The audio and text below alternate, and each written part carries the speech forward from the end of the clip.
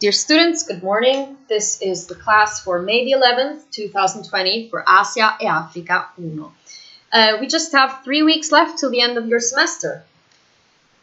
And I would like to start with this exam, with this class, with some information about your exams.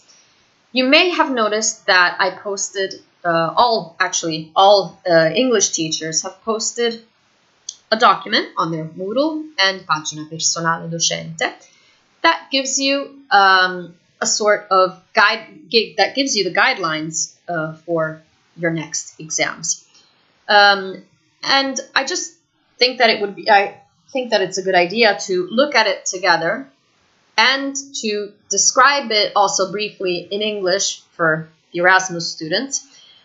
So that if you have any questions about any specific points, you can just send me an email and we'll talk about it. So let's go here. Procedura esami lingua inglese. I'll read it in Italian and then give you some comments on it in English and in Italian. Ok, so gli interessati a sostenere l'esame di lingua inglese sono tenuti a leggere attentamente quanto segue e a seguire le indicazioni qui suggerite. Questa nuova procedura di esame inizia con la sessione di giugno 2020 dell'anno accademico 2019-2020. Si ricorda che è stata generata alla luce delle restrizioni che il Covid ha richiesto e che sono pubblicamente note. Ok, so this is an introduction and you just have to follow these rules. Studenti iscritti nell'anno 2019-2020. Okay, so this is the first time that you attend this course. Prima dell'esame, before the exam. Prenotare l'esame in una delle sessioni che saranno indicate sul sito e che compariranno anche nella pagina personale di ciascun docente di lingua inglese. So this basically means that you are, we haven't posted the dates yet because we are waiting for the polo, for the secretaries to accept our dates. And we will post the dates for your exam on our pagina personale docente, and I will add them to the Moodle, my Moodle section. And you're also going to find a chart with all the exams. You just go to the website, to the Unior website, and you will see the dates as soon as they are published. Tutti gli studenti prenotati dovranno inviare copia elettronica di quanto segue: documento di riconoscimento in corso, fronte e retro, attestato degli esami sostenuti per la verifica della propedeuticità, tranne gli studenti del primo anno, badge per chi lo ha già ricevuto, libretto di studio.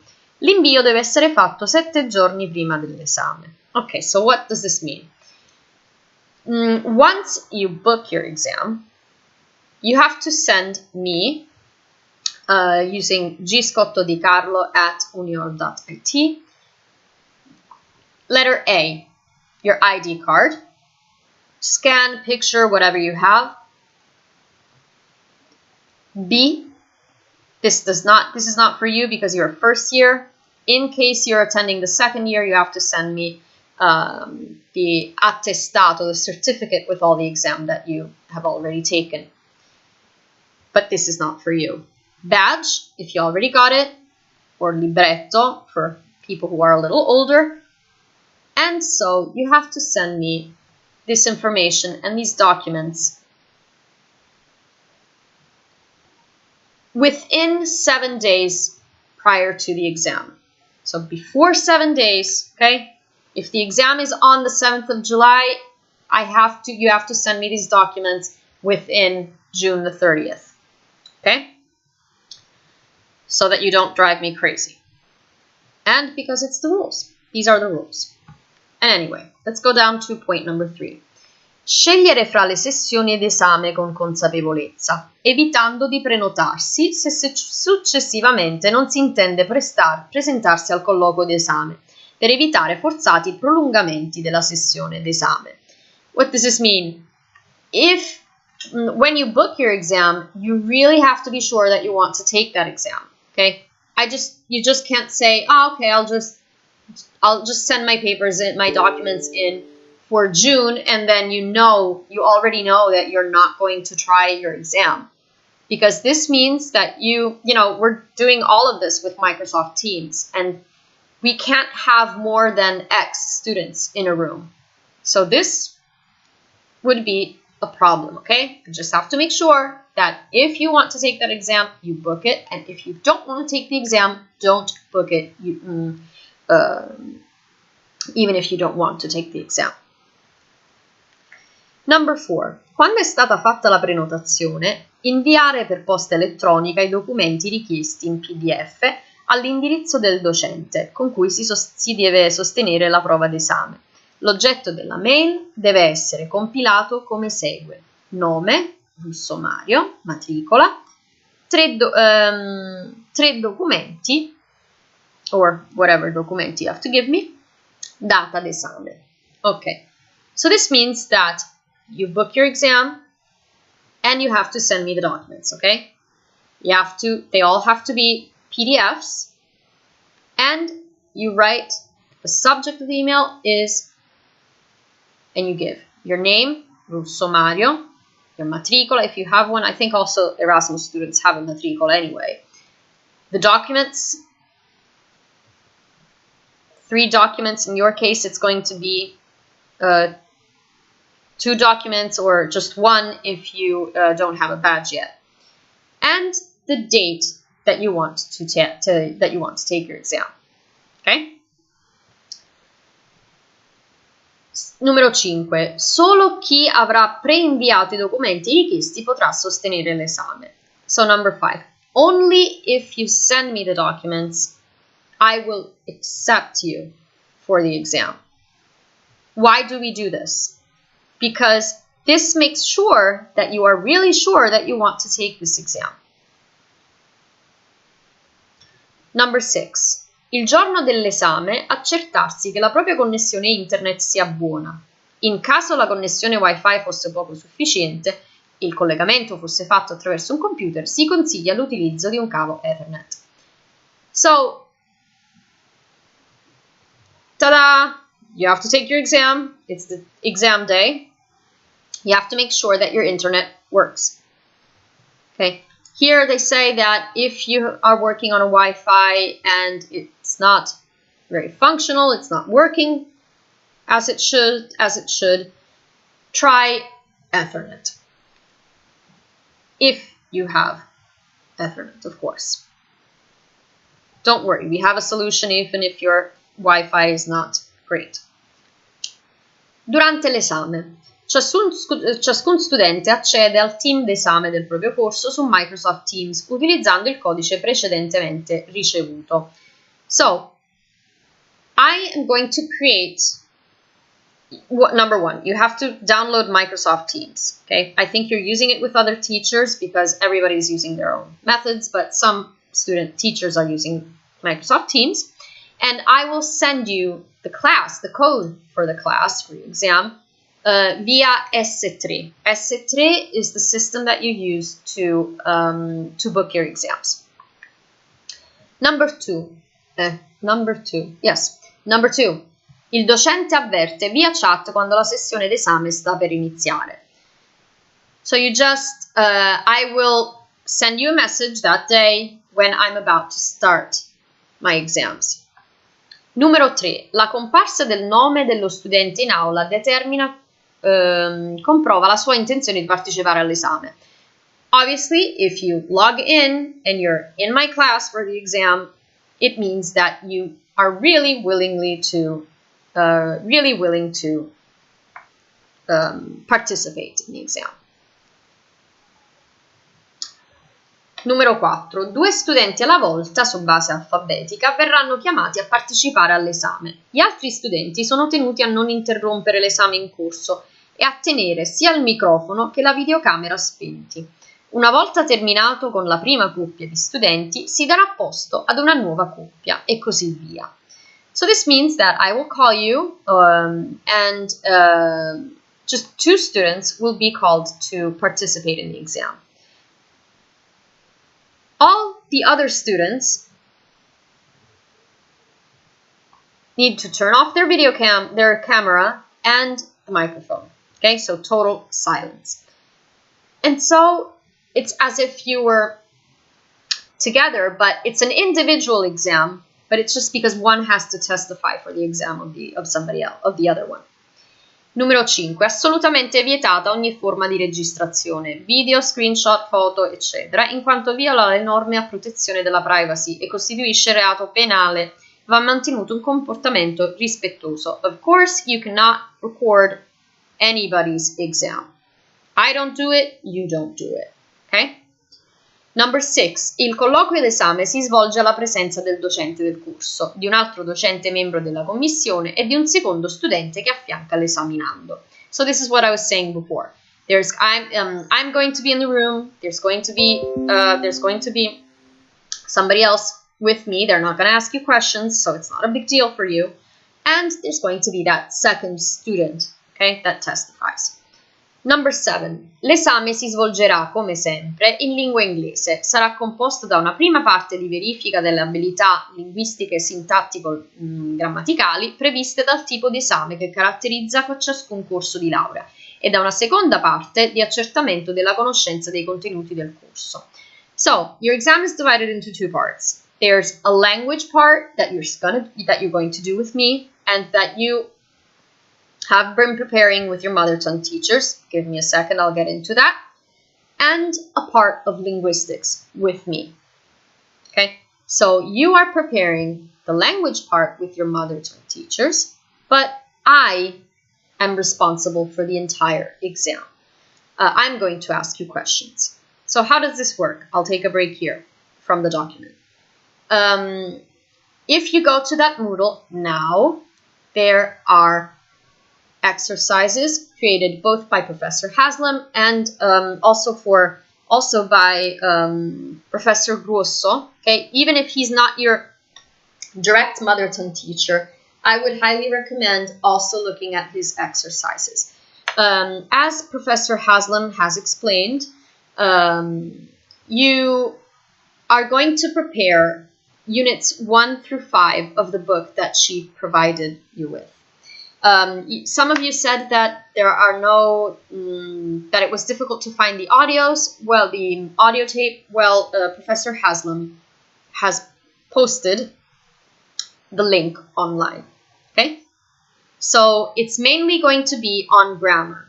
Her part is going to be on grammar. This means that you might find some fill in the blanks. I'm going to ask you to fill in some blanks or do translation or what else? Sentence transformations, read a short paragraph, something like that with vocabulary. Okay, so please follow what she's doing and also integrate that with Professor Grosso because I think that there are 2 groups for mother tongue teachers.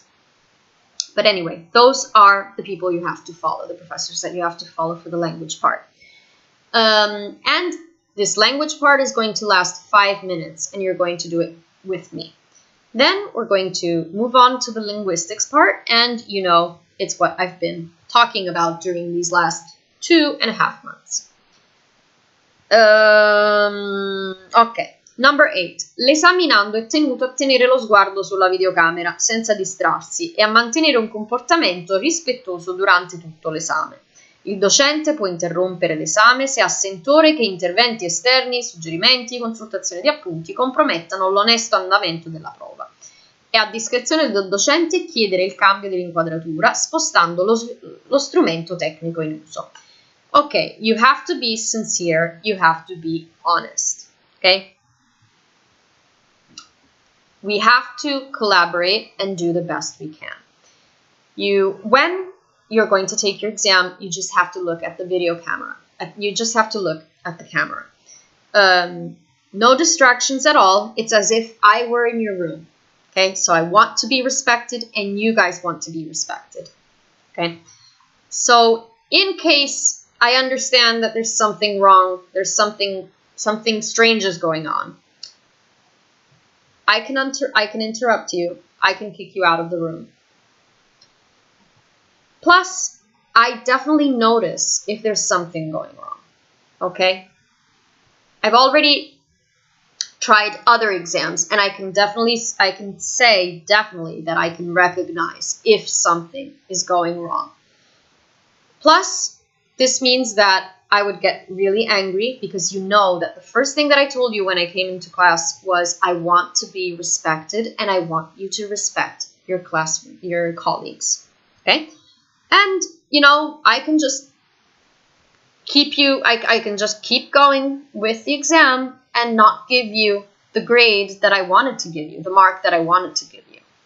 Okay? So don't be stupid.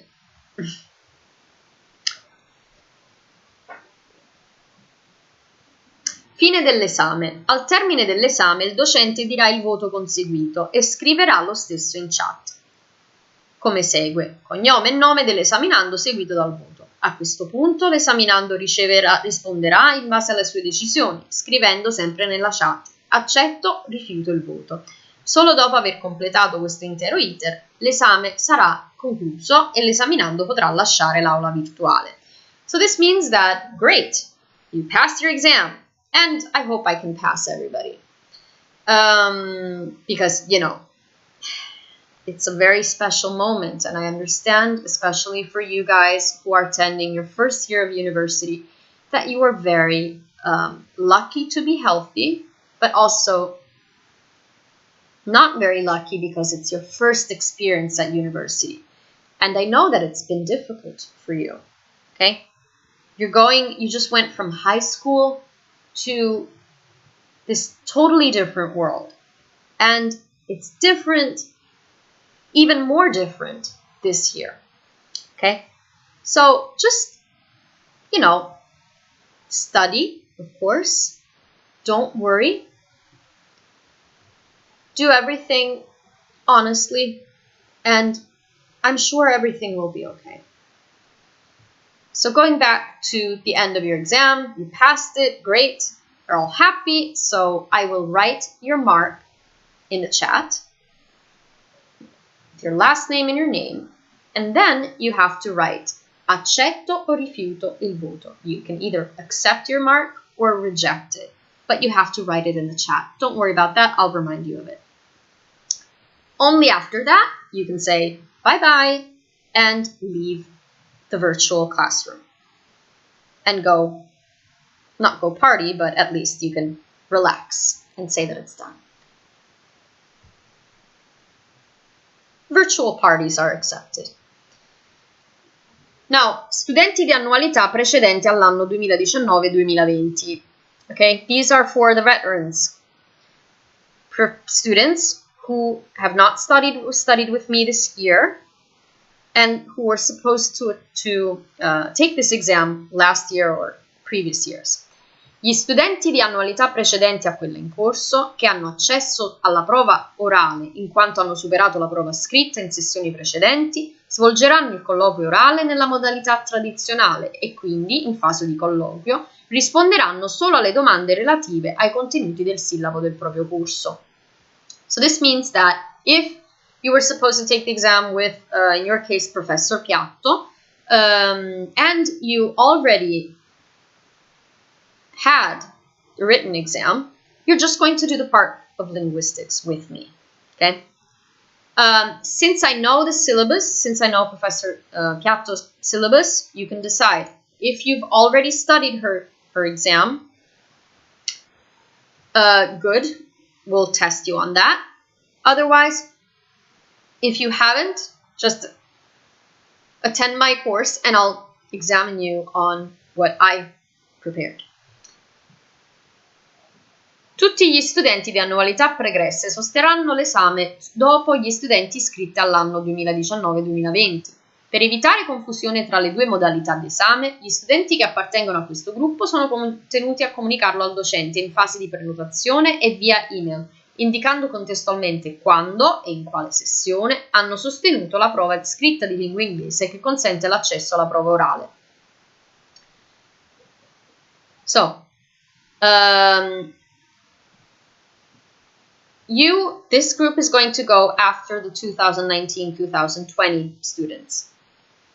And I need you to send me an email As soon as you book your exam, you have to send me an email and write when you passed your exam, your written exam, okay? If you haven't, you'll do it with me, okay, with the questions, oral questions about grammar.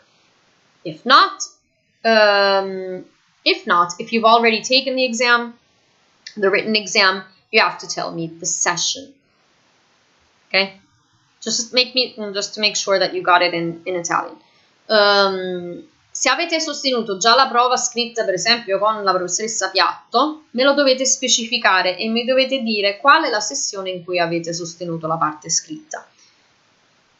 Si invita a seguire quanto segue. Quando è stata fatta la prenotazione, inviare i documenti richiesti per posta elettronica in PDF al docente con i cui si sostiene la prova. L'oggetto della mail deve essere compilato come segue: nome, matricola, esame scritto. Ok, so here. Okay. So look, those of you, the new guys on the block, have to write this: name, matricola, and the date that you want to take your exam. Those who have already taken the written exam have to write this: nome, matricola e l'esame, la data in cui avete sostenuto lo scritto, così io capisco che siete veterans. Solo chi avrà preinviato i documenti richiesti potrà sostenere l'esame. I need your documents. Thank you.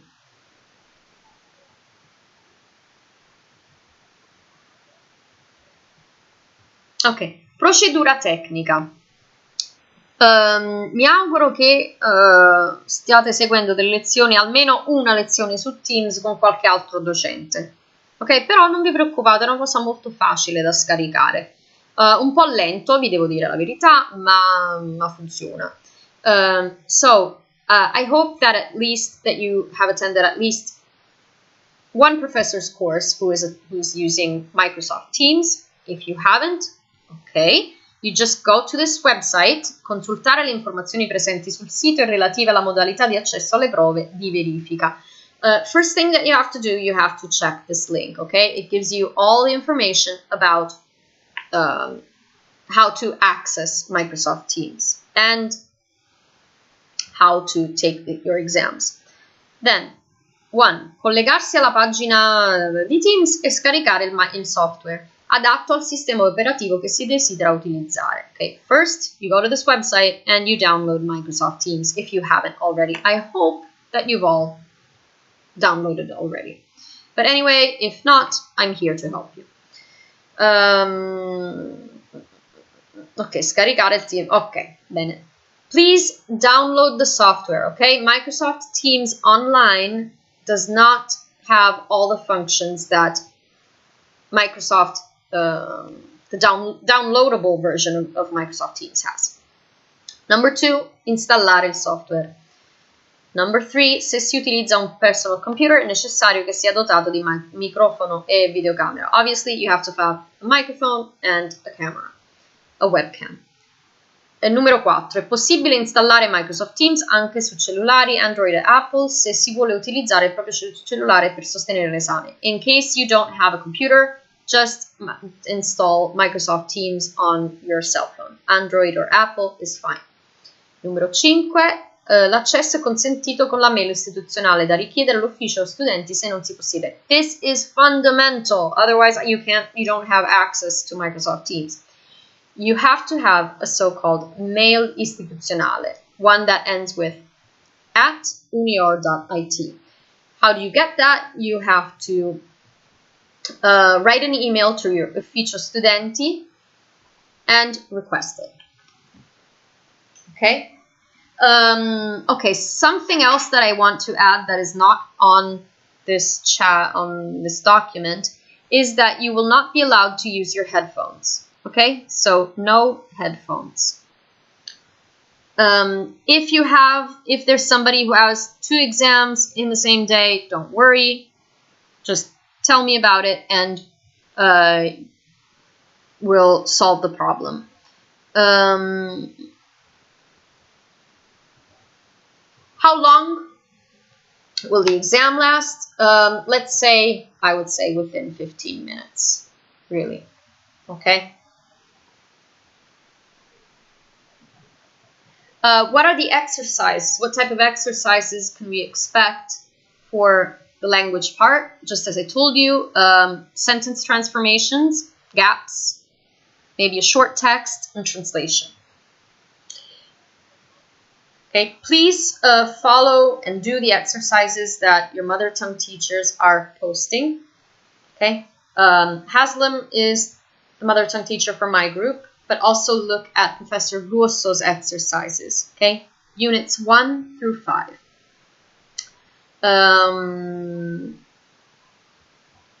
Okay, so that part on language will last about 5 minutes, not more than that. Okay.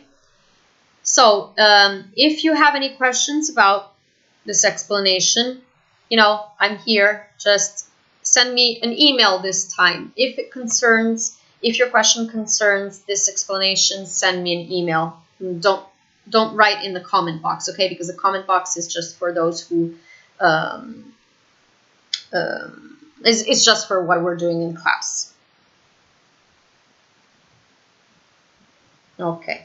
And that's the end of the explanation. Now, let's move on to the actual class. So, last week we were working on post-colonial Africa in North America. We talked about the English-only movement in the United States and how it evolved from the very beginning, 19th century, the beginning of the 1920s. Then we got into the 60s, and what was the situation back in the 1990s and what it is today. And we looked at how there are some initiatives in schools that offer immersion programs before children can enter mainstream education. We looked at some comments by Asian American college students who were discussing about the impact that this type of classes had on them, and in most of the cases, it has been reported as something negative, and that had a highly negative impact on these people's minds, these people's way of living.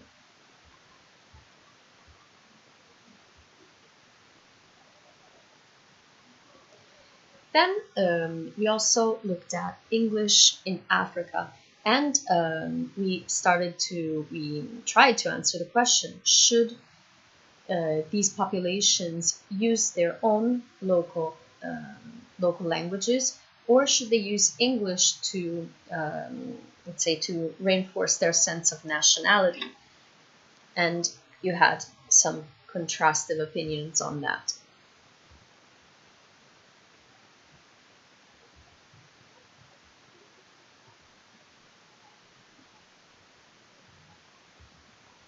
Now, as for today, we're going to talk about teaching and testing global Englishes. What is the variety of English that should be used as the standard for teaching around the world, and also for testing people's ability in English language? So, the main concept is that teaching and testing in most part of the world use native speakers of the inner circle as the standard, as their gold standard. Specifically, we're talking about British and North American accents and grammars, of course. Especially in Europe, the standard that is used is British English, whereas in other parts of the world, also North American is used as the standard. So, but this does not only mean that the language that is used, the accent, the grammar that is used is British or North American. You also have to consider that the methodologies, the approach that is used, and the material that is used all come from the inner circle, okay? Where English as a native language centers let's say, They propose their own materials, their books, their photocopies and all, the things that are used around the world to teach English. And of course, this means that there is this book business that moves from Great Britain, United States, around the world. This economic business does not only concern books and, let's say, actual material. It's also a matter of teachers that are requested. As we said last week, usually people look for native speakers of English that follow the rules that are used in the grammar of where English is used as a native language. And by English as a native language, I mean especially British and American accent. This book, the book that Jenkins' book, the one that you've been studying, describes a very, let's say, particular situation, or touchy, delicate situation, and I want to read it for you. This comes from one of the British Council's course books in 2009, and in the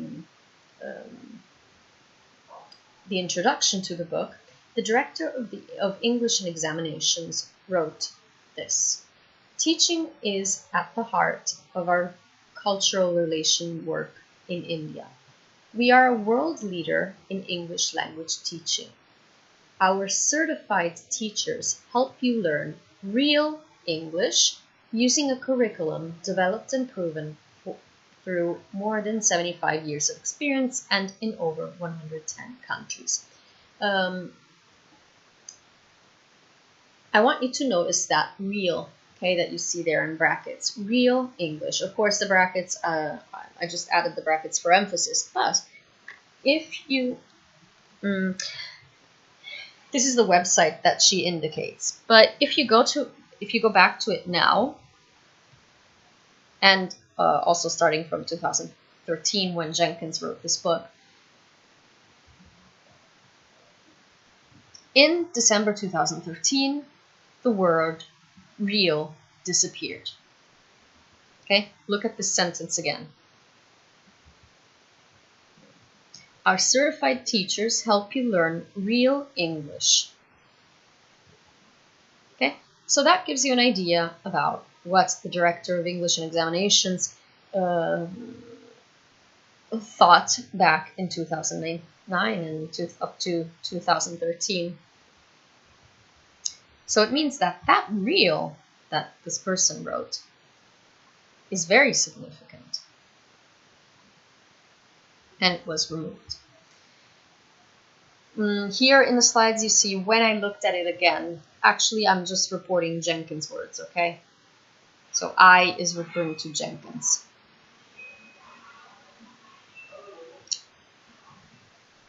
So, rhetorical question for you here.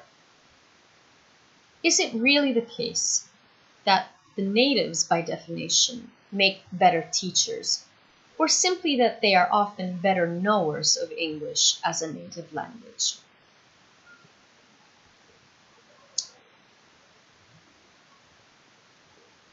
Again, I'm trying to be as neutral as possible, even if you know that that's quite impossible. But just start thinking about this.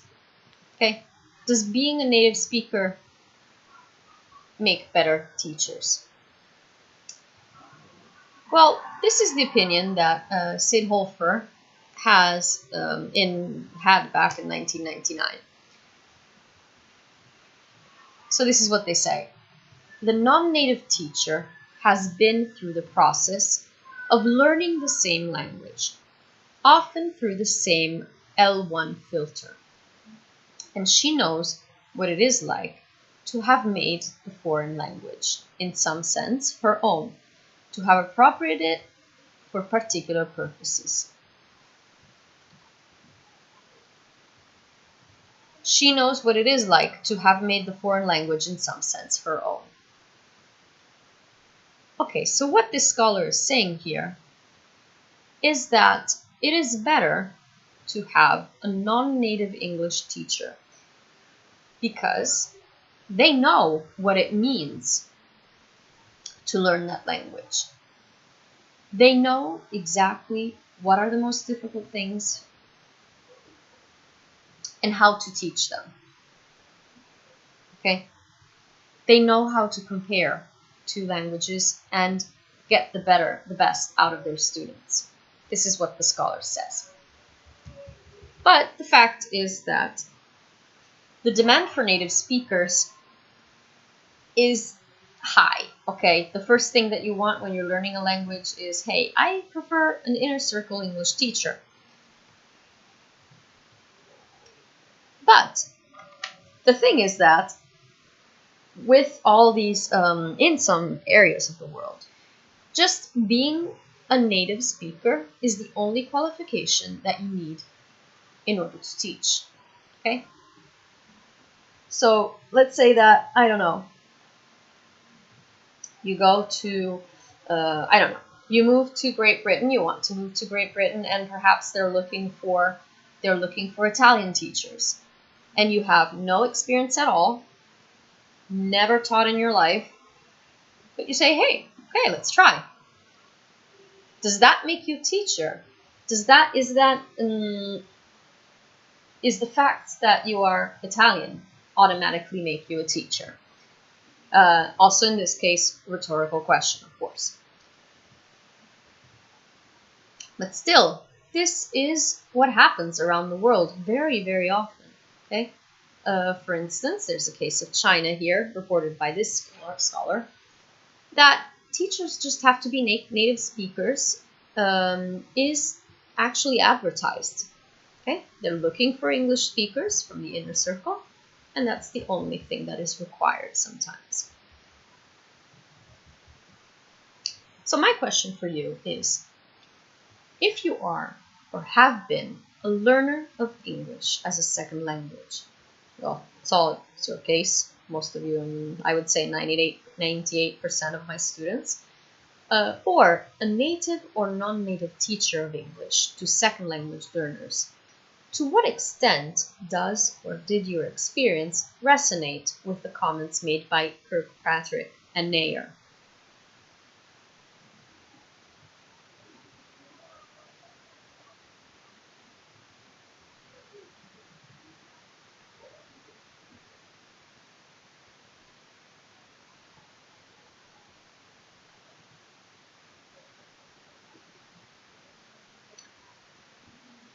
Now, we're going to look at, again, Kirkpatrick's checklist for people who want to teach English in the outer and expanding circle countries. I will read through them, and perhaps you can tell me the ones you totally disagree with or the ones that you agree with.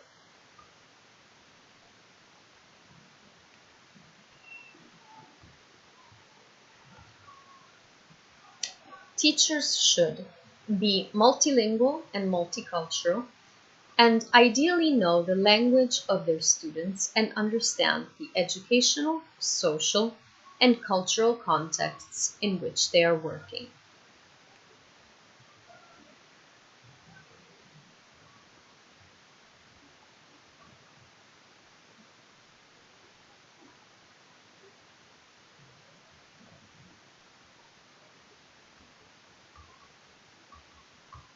B. Teachers should either be able to provide an appropriate and attainable local model for their students,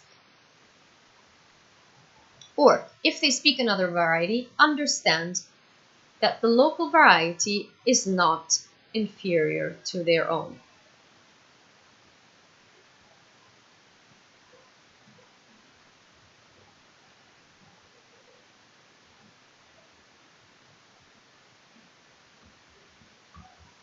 Understand how different varieties of English have developed linguistically and the ways in which they differ phonologically, lexically, grammatically, rhetorically, and culturally.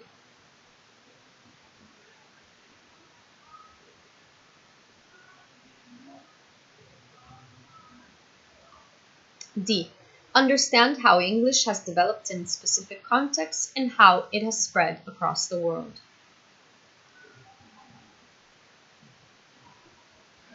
Understand the roles of English in the community and how these interrelate with the local languages.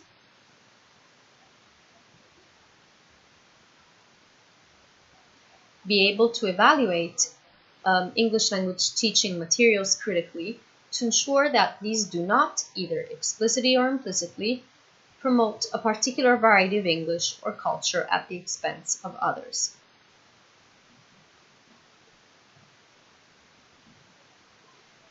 Be able to evaluate the specific needs of their students and teach towards those needs.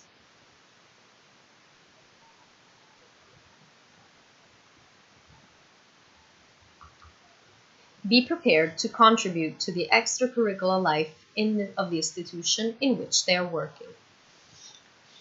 Okay, so my question for you for this one, for the question that I just asked you, is what are the points that you agree with? Okay, what do you think is the most important thing that, the most important abilities that a teacher should have as a teacher of English as a foreign language?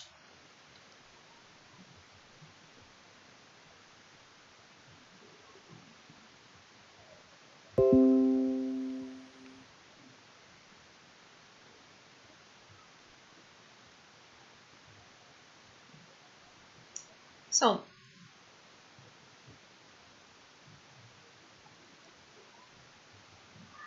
looking at this from a different perspective, if you are a teacher or a student of English, in what kind of ways do you think you could be socio-politically active in your part of the world to encourage alternative articulations of English to become available? In other words, what do you think you could do or propose as students, or if you already teach, what do you think you could do to open English to something that is not British or American language, English? I'll be right back in a second, sorry.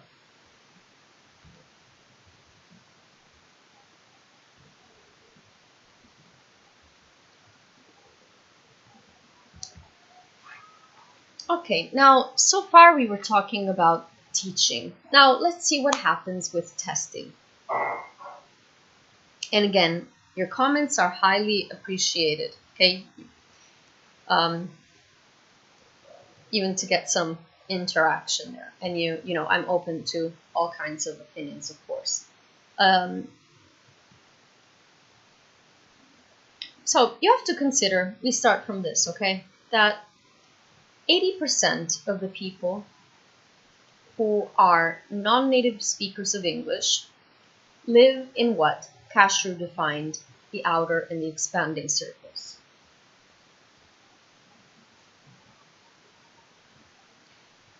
And you also have to consider that we are looking at a world that is evolving, where non-native norms of standard English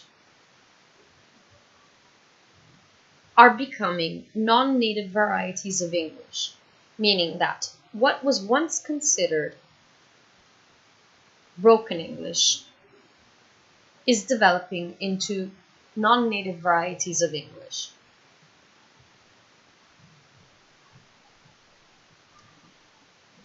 And especially when we're dealing with the outer circle, that is norm, what did I say? Norm creating, something like that. This is what happens. In order to assess proficiency accurately, examiners must be able to distinguish between deficiencies in second language acquisition from varietal differences in the speaker's usage. This means that a teacher, especially within the outer circle, has to know how to distinguish between what is a mistake and what is a local variation, a local difference of English. That is pretty easy in the expanding circle when people are learning English as a second language that is not institutionalized, but it is quite a challenge within the outer circle.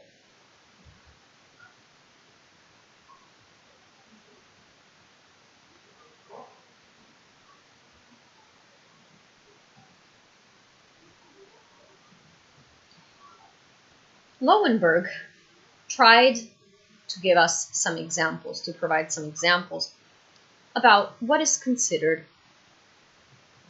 a local standard instead of a mistake in a specific local context.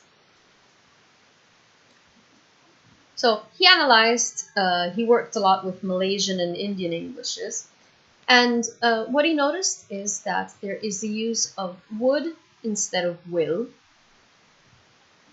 in situations where inner circle English would use will. So, for instance, in Malaysian English, you would find something like, we accept the verdict of the Kelantan people, and we hope that they would expect the verdict of the rest of the world. Okay, obviously in an inner circle English you would say will instead of would in that context. But still, when examiners have to analyze their students coming from these parts of the world, they have to consider it as a local variation of the language.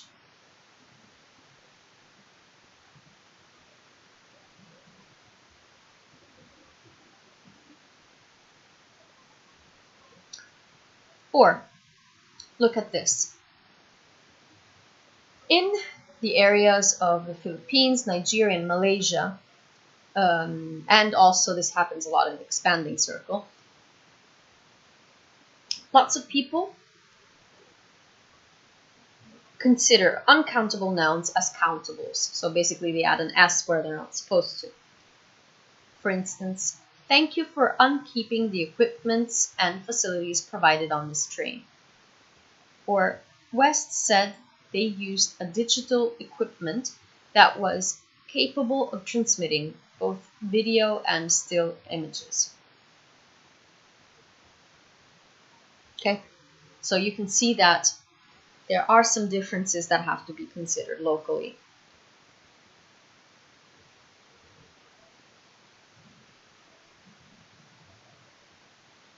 Prepositions. This is a hard one. In Singaporean English, it is perfectly fine to say something like, I live in an apartment at Belmont Road.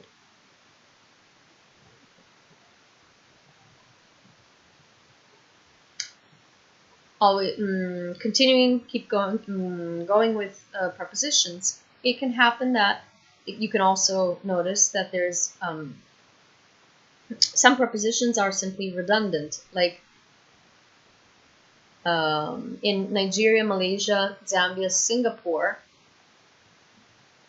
it's okay to hear something like to discuss about, whereas you don't need that in inner circle English.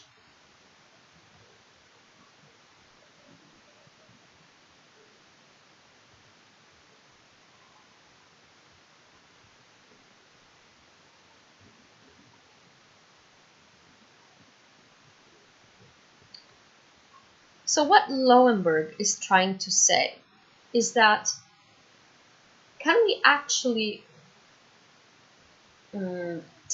keep testing people from the outer circle or the expanding circle only based only on the basis of inner circle norms? And what difference would you make between outer circle and expanding circle?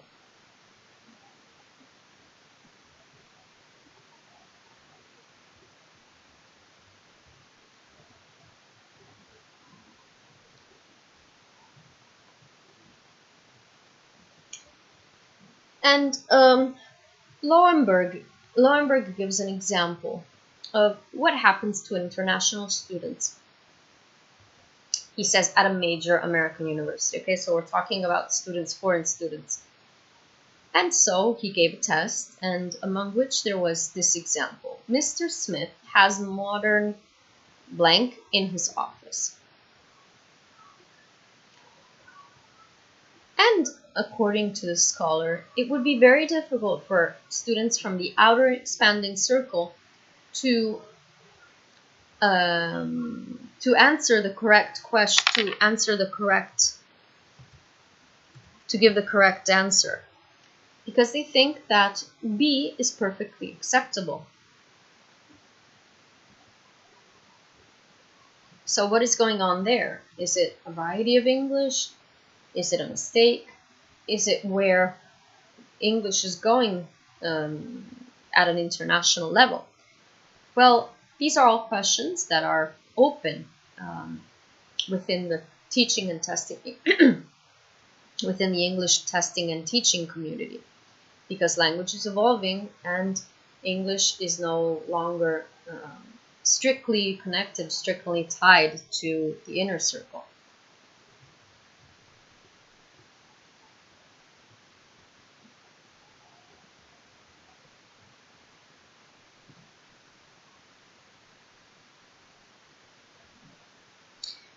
Okay, so I'll introduce this and then we'll continue tomorrow.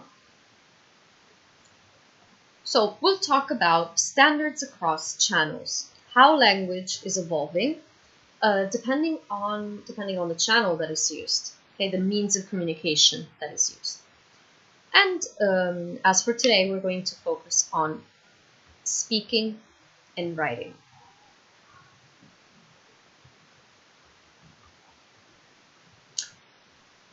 So the first thing that people think about when they think about the word standard English is probably grammar. So we're talking about the written channel. And several scholars have talked about the differences between speech and writing. First one that we're going to look at is Barron. Okay, famous last name. You might have used his books and dictionaries. And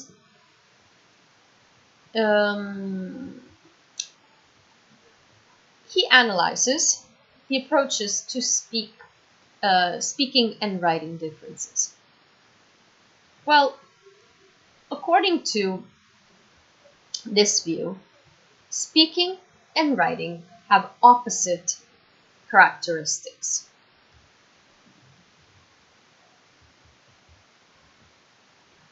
And we'll look at them here.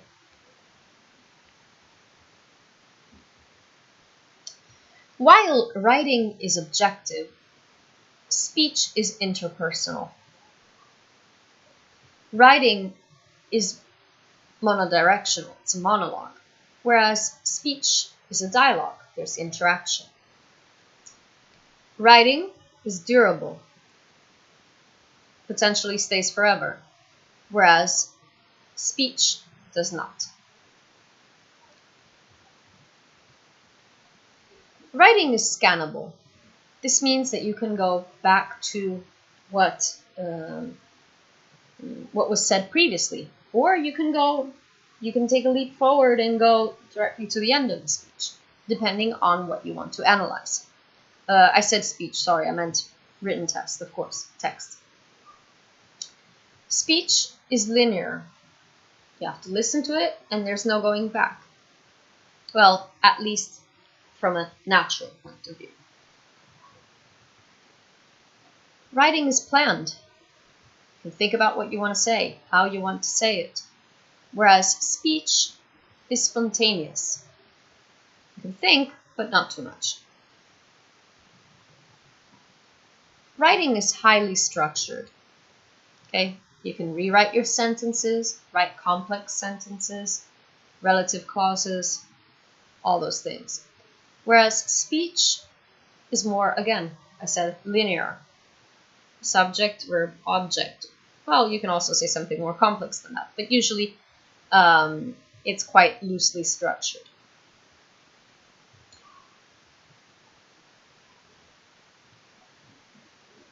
Then, writing is concerned with past and future. What does this mean? That when you're writing something, you're more likely writing about the past or the future. But speaking is just worrying about how you are structuring language now. Well, I don't really agree with this point, but I understand what they're saying. Writing is formal and expository, okay? Whereas speaking is informal and narrative.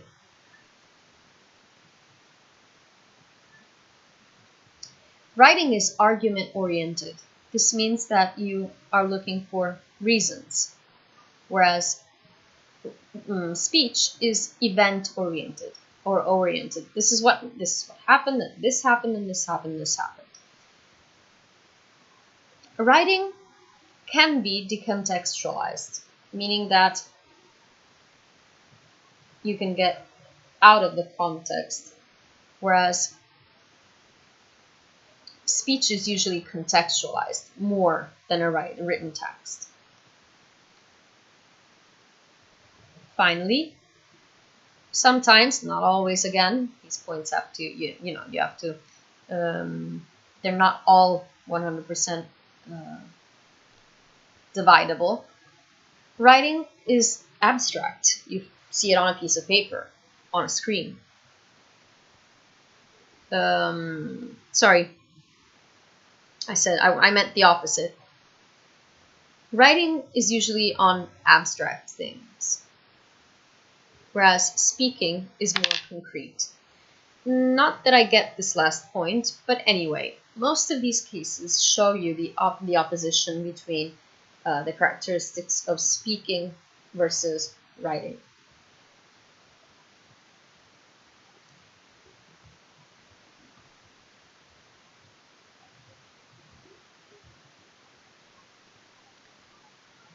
So this is so for this first sorry, I'm a little tired. This first theory looks at speaking and writing as two opposites, but there's also a continuum view that looks at the distance between writing and speaking as on a line, as on a continuum. That depends on the context. Why did this happen? Well, there has been an evolution of language and the means used for communication. We have gone from writing with pens, of course, or in a more evolved world, from word processors to telephones, video phones, and teleconferencing, and what we've been doing so far. So you can see that world is going somewhere else.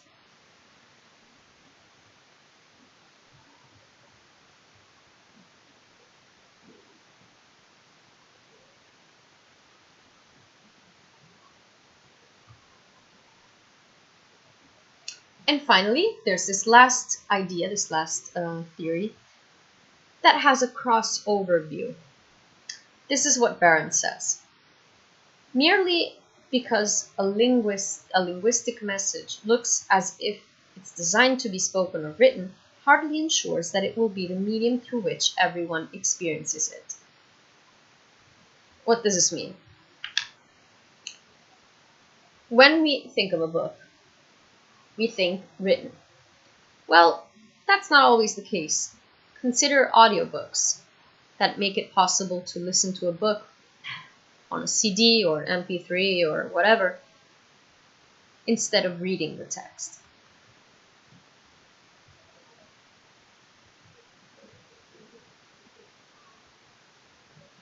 Okay, and we can stop here.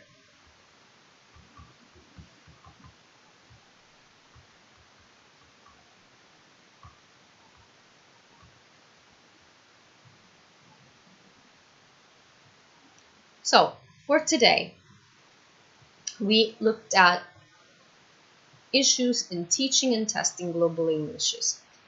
We considered the idea that currently ENL countries, English as a native language, but especially at the inner circle, are the languages that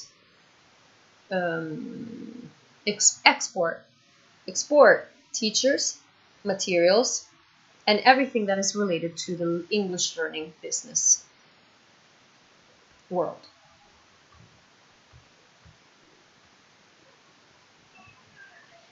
We looked at the fact that usually English, being a native speaker, is the only requirement that is used in some parts of the world to become an English teacher.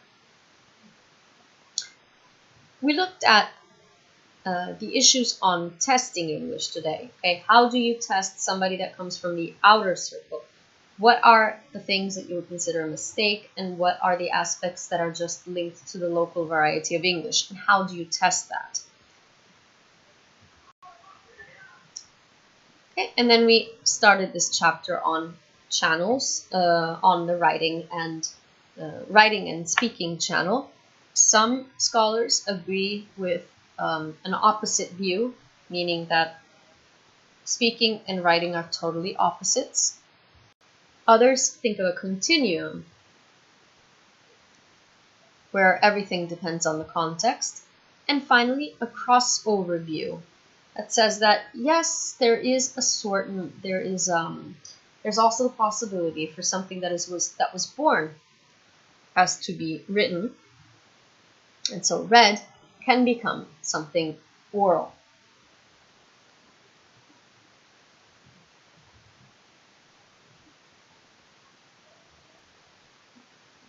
Okay, so now for our song.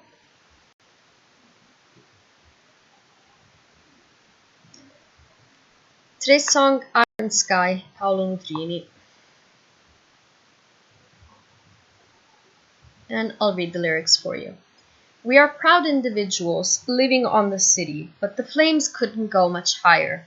We found gods and religions to paint us with salvation, but no one, no, nobody, can give you the power to rise over love and over hate through this iron sky. That's fast becoming our minds. Over fear and into freedom. Oh, that's life. Left dripping down the walls of a dream that cannot breathe. In this harsh reality, mass confusion spoon fed to the blind serves now to define our cold society, from which will rise over love, over hate from this iron sky. To those who can hear me, I say, do not despair. The misery that is now upon us is but the passing of greed. The bitterness of men who fear the way of human progress and hate of men will pass, and dictators die, and the power they took from the people will return to the people. And so long as men die, liberty will never perish. Don't give yourselves to the unnatural men with machine minds and machine hearts.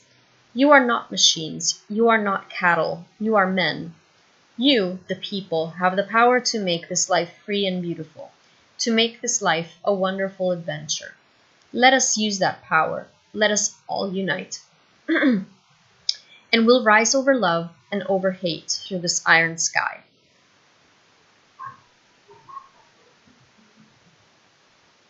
Rain on me. Okay, so let me put the link here. Okay, so I put the link over here for the song. And okay, so let me know if you have any questions especially about the exam section, and we'll be back tomorrow. Okay, take care. Have a nice day. Bye.